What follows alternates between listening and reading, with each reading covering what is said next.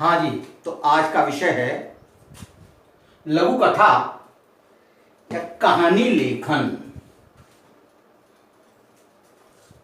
जैसा कि हम जानते हैं कि कहानी सुनने, पढ़ने, लिखने की एक लंबी परंपरा हर देश में रही है, क्योंकि ये जो कहानी है ये मन को रमाती है, मन को अच्छा लगती है, मनोरंजन करती है। एक समय ये था कि घरों में दादी नानियां छोटे बच्चों को कहानियां सुनाया करती थी। रात्रि का समय हो जाता था, सोने से पहले हर बच्चा कहानी सुनने के लिए लालायित होता था। गांव में जगह जगह चौपालों पर बड़े बुजुर्ग बैठ करके कहानी किस्से कहा करते थे। कुछ गांव के युवा, प्रौढ़, बुजुर्ग, बच्चे वहां इकट्ठे हो जाया करते थे और कहानियां सुना करते थे। सर्दी के मौसम में एक जगह अलाव जला करके कहानी कहने की परंपरा हमारे देश में, हमारे गांव में रही थी। साहित्य की सभी विधाओं में कहानी सबसे पुरानी विधा है। जनजीवन में यह विधा सबसे अधिक लोकप्रिय है। प्राचीन काल में इस कहानी को कथा, आख्यायिका, गल्प आदि नामों से पहचाना जाता था। वर्तमान काल में इसको कहानी के नाम से अधिक लोग जानते हैं। साहित्य में भी कहानी अपना एक महत्वपूर्ण स्थान बना चुकी है। पहले समाज में भी इसका एक महत्वपूर्ण स्थान था। पहले कहानी का जो उद्देश्य था वो उपदेश देना, मनोरंजन करना, परंतु आज इसका लक्ष्य मानव जीवन की विभिन्न समस्याओं और संवेदनाओं को व्यक्त करना है। यही कारण है कि प्राचीन काल से आज की कहानी बिल्कुल अलग हो गई है। उसकी आत्मा तो बदली है, उसकी शैली भी बदल गई है। कहानी किससे पहले राजा महाराजाओं पर हुआ करते थे, पशु पक्षियों पर हुआ करते थे, जानवरों पर हुआ करते थे, विचित्र विचित्र लोगों पर हुआ करते थे। बच्चों के लिए रोचक बनाने के लिए छोटे छोटे जानवरों का प्रयोग इन कहानी के पात्रों के रूप में किया जाता था। कहानी के तत्व साधारणतः कहानी के 6 तत्व माने जाते हैं। नंबर 1 कथा वस्तु या कथानक, कथानक। उसके बाद में होता है पात्र या चरित्र चित्रण, कहानी के जो पात्र होते हैं उस पात्र, ये तत्व है। संवाद यानी वार्तालाप, डायलॉग जो कहानी में होगा वो डायलॉग। देश काल मतलब किस परिवेश में कहानी कही जा रही है वो वातावरण। कहानी का उद्देश्य, क्या उद्देश्य है, क्या शिक्षा दी जा रही है कहानी में, और कहानी की भाषा और शैली। ये 6 कहानी के तत्व हुआ करते हैं। अब सबसे बड़ी बात क्या है कि यहां पर जो है लघु कथा विषय है। हमारे सिलेबस में जो है वो लघु कथा विषय है। हमें लघु कहानी लिखनी है, कहानी नहीं, लंबी चौड़ी कहानी नहीं लिखनी, लघु छोटी सी कहानी लिखनी है। तो कहानी लिखते समय हमें कुछ महत्वपूर्ण बातें होती हैं जिन पर ध्यान देना होता है। नंबर 1 कहानी का शीर्षक छोटा हो, आकर्षक हो। नंबर 2 कहानी का विस्तार एक निश्चित रूपरेखा पर हो। रूपरेखा दी हुई होती है। भाषा सरल, रोचक व बोलचाल की हो जिससे बच्चे आसानी से उसे समझ सकें। संवाद छोटे और रुचिकर हों। कहानी का जो अंत है वो स्वाभाविक रूप से होना चाहिए। कहानी के अंत में मिलने वाली जो शिक्षा है वो भी स्पष्ट होनी चाहिए। अब यह कहानी की प्रमुख विशेषता होती है। वो जो कहानी की प्रमुख विशेषता है वो इस प्रकार है। आज कहानी का मुख्य विषय मनुष्य है, देव या दानव नहीं। पहले देव या दानव हुआ करते थे। एक राक्षस था। सनसनीखेज बच्चों को उत्सुकता, जिज्ञासा ज्यादा इस तरीके से। पशुओं के लिए, कहानियों के लिए अब कोई जगह नहीं है। पहले पशु पक्षी को आधार मान करके कहानियां बनाई जाती हैं। बच्चों को जो लिखी गई कहानियां होती हैं वो देव, दानव, पशु पक्षी, मनुष्य आदि सभी को लेकर लिखी जाती है। परंतु अब श्रेष्ठ कहानी उसको कहा जाता है जिसमें मनुष्य की जीवन की, मानव जीवन की, सामाजिक परिवेश की किसी समस्या, किसी संवेदना को उजागर किया गया हो, किसी रूढ़ी, किसी परंपरा, किसी अंधविश्वास पर कटाक्ष किया गया हो। देवी देवता, देव दानव, पशु पक्षी, इनका समय अब समाप्त हो गया है। पहले कहानी का उद्देश्य था मनोरंजन, शिक्षा देना और मनोरंजन करना। कहानी इसलिए लिखी जाती थी। आज दोनों के स्थान पर जिज्ञासा जगाने की प्रवृत्ति जागृत हो गई है। वही कहानी सफल समझी जाती है जो मनुष्य को जिज्ञासु बनाए। मनोरंजन जो है वो आज एक सामान्य पाठकों की, पढ़े लिखे योग्य पाठक आज कहानी में कौतूहल देखते हैं, कहानी में समस्या देखते हैं, कहानी में समाज का संदेश ढूंढते हैं। तीसरी विशेषता है, आज की जो कहानियां हैं वो भाग्य की अपेक्षा पुरुषार्थ पर ज्यादा आधारित है, कर्म करने पर ज्यादा आधारित है। पुरुषार्थ पर आज की कहानियों में अधिक बल दिया जाता है, पहले भाग्य पर। एक भाग्यशाली तोता था, उसको घर में रख लिया तो समृद्धि हो, इस तरह की कहानियों पर बल देते। आज मनुष्य जानने लगा है कि वो स्वयं ही अपने भाग्य का निर्माता है। किसी तोते से, किसी अलादीन के चिराग से उसका भाग्य उदित नहीं होता। इसलिए आज की कहानियों का आधार जीवन का संघर्ष है। आज कहानियों में संघर्ष दिखाया जाता है। नंबर 4, प्राचीन कहानियों का उद्देश्य रस का परिपाक था।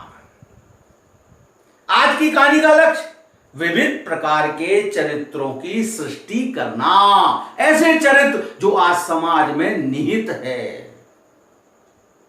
क्रोधी लोग भी हैं, दीन दुखी लोग भी हैं समाज में प्रेमी भी हैं। ऐसे चरित्रों की सृष्टि करना। पहले करुण रस, श्रृंगार रस, आज रस प्रधान नहीं है। आज कहानी का चरित्रों की, व्यक्ति की विचित्रता, व्यक्ति में क्या क्या विभिन्नता है, यह दिखाना आज कहानी का मुख्य उद्देश्य है। यही कारण है कि आज की कहानी में पात्र और चरित्र चित्रण को अत्यधिक महत्व दिया जाता है। पहले जहां कहानियों का उद्देश्य लक्ष्य घटनाओं का जमघट लगाना होता है, पहले जहां कहानी का जो लक्ष्य है वो घटनाओं का जमघट, एक के बाद एक घटना, एक के बाद एक घटना, घटना पे घटना घटे तो नहीं। आज घटनाओं पर महत्व नहीं दिया जाता।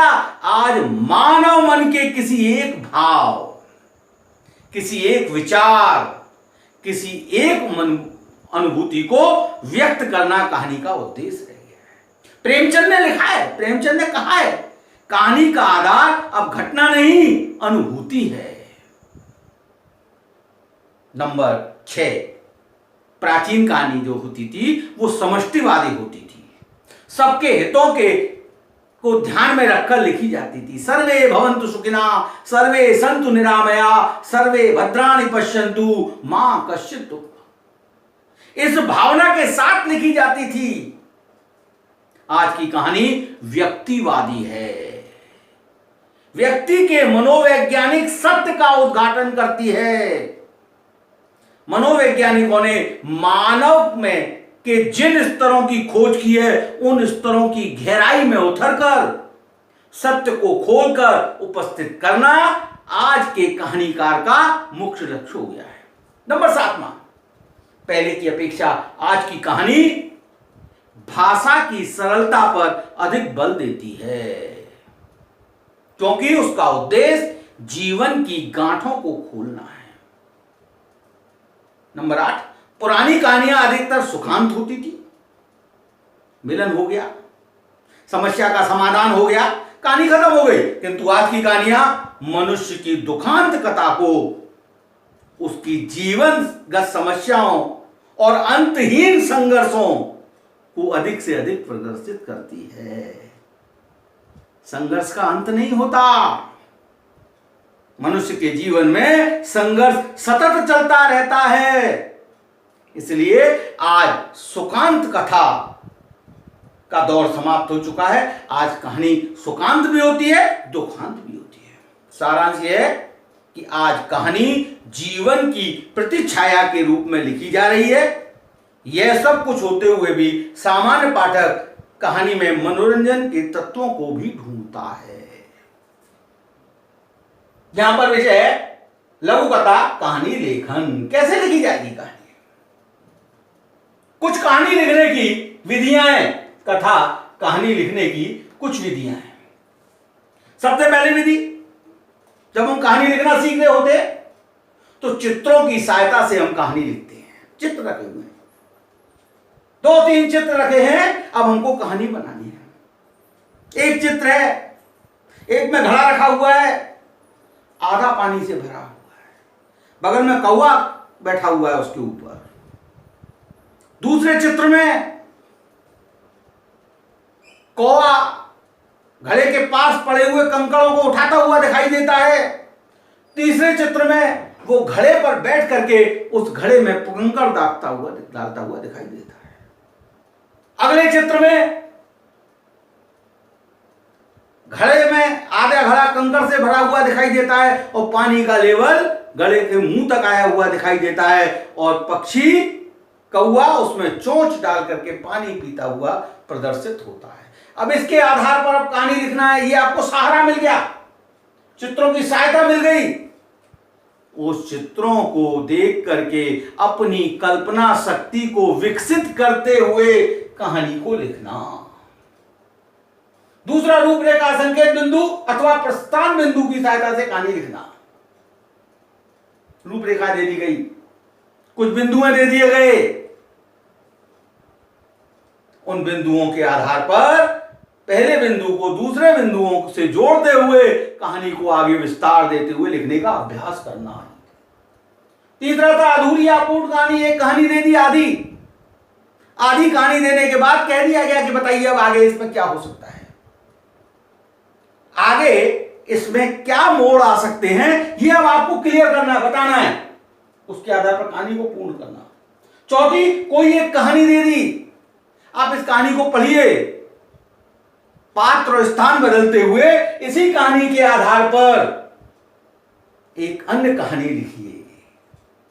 एक अन्य कहानी लिखने का अभ्यास, ये अभ्यास करने की विधियां हैं, इनके द्वारा हम कहानी का अभ्यास कर। यहां पर हमें लघु कथा कहानी लेखन लिखनी है, वो भी रूपरेखा, संकेत बिंदु तथा प्रस्थान बिंदु की सहायता से कहानी लिखना। ये हमारा विषय आता है। हमारा विषय क्या आता है कि रूपरेखा यानी प्रस्थान बिंदु की सहायता से कहानी लिखना। प्रस्थान बिंदु या दिए गए संकेतों या रूपरेखा के आधार पर कहानी लिखना कठिन भी है और सरल भी। कठिन इसलिए कि संकेत अधूरे होते हैं, इसके लिए कल्पना और मानसिक व्यायाम की आवश्यकता पड़ती है। सरल इसलिए कि कहानी के संकेतों को समझना पड़ता है। कहानी के संकेत हमारे सामने पहले से दिए रहते हैं, यहां केवल हमें खाना पूरी करना है, एक संकेत को दूसरे संकेत से जोड़ना है। लेकिन इस प्रकार की कहानी लिखने के लिए कल्पना से अधिक काम लेना पड़ता है। ऐसी कहानी लिखने में वे ही छात्र अपनी क्षमता का परिचय दे सकते हैं जिनमें सृजनात्मक और कल्पनात्मक शक्ति अधिक होती है। यानी सर्जन करने की, यानी कि कुछ नए निर्माण करने की, यानी कि सोचने समझने की, कल्पना करने की जिनमें शक्ति होती है, वही स्टूडेंट, वही छात्र छात्राएं ऐसी कहानियों का निर्माण कर सकते हैं। इसके लिए छात्रों को संवेदनशील और कल्पनाशील होना चाहिए।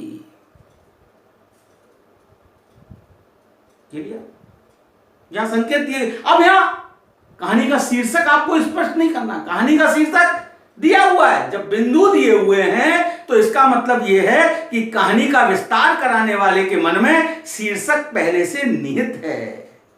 तो देखिए हम उदाहरण के माध्यम से समझते हैं।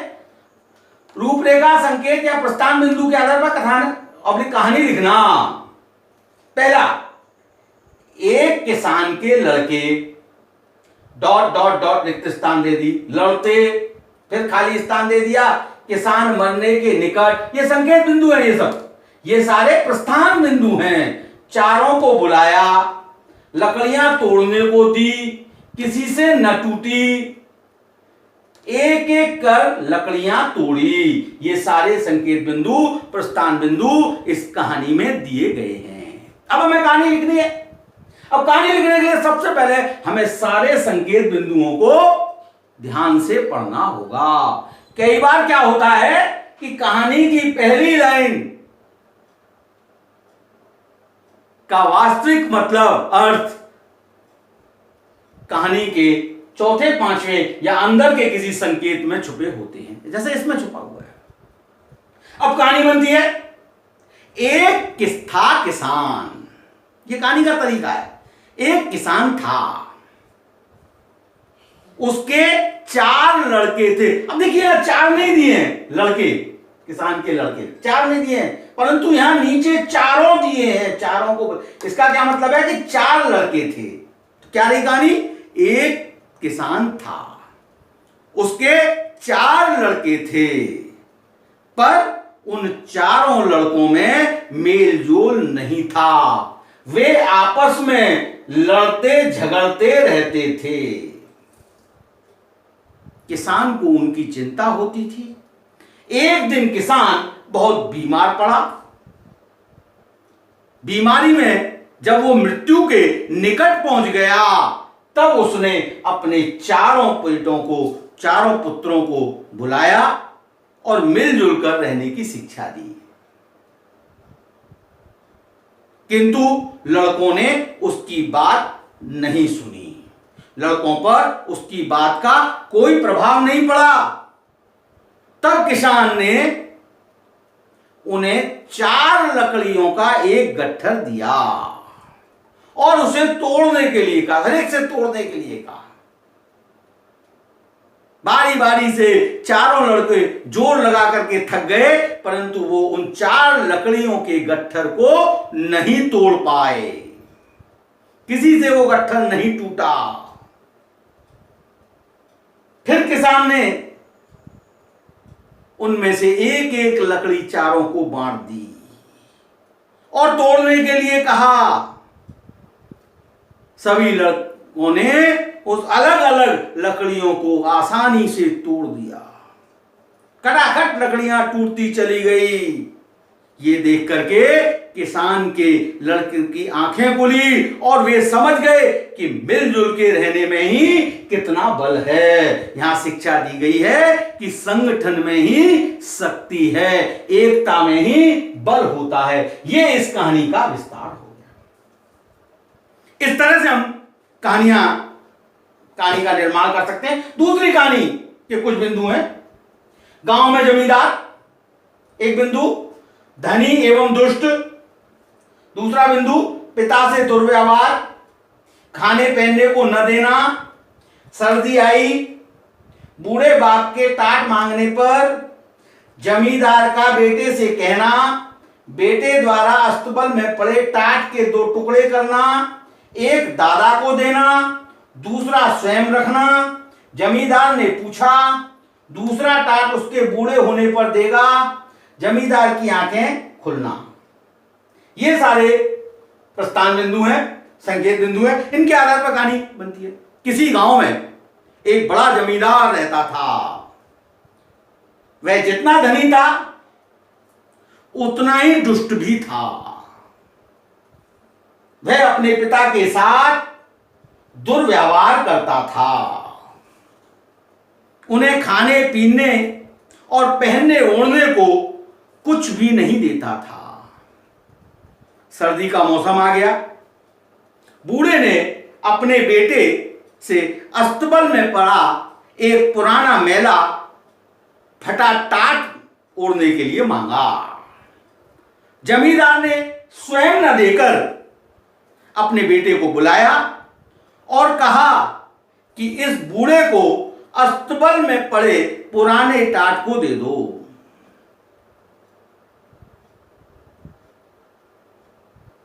बेटा अस्तबल में गया। उसने उस टाट के 2 टुकड़े कर दिए।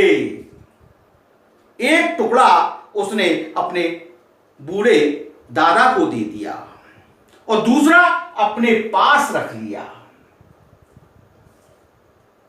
उसके दादा ने उसकी शिकायत अपने बेटे जमींदार से की कि पूरा टाट न दे करके आधा टाट दिया। जमींदार ने अपने बेटे से बुलाकर पूछा कि तुमने आधा टाट क्यों दिया भाई?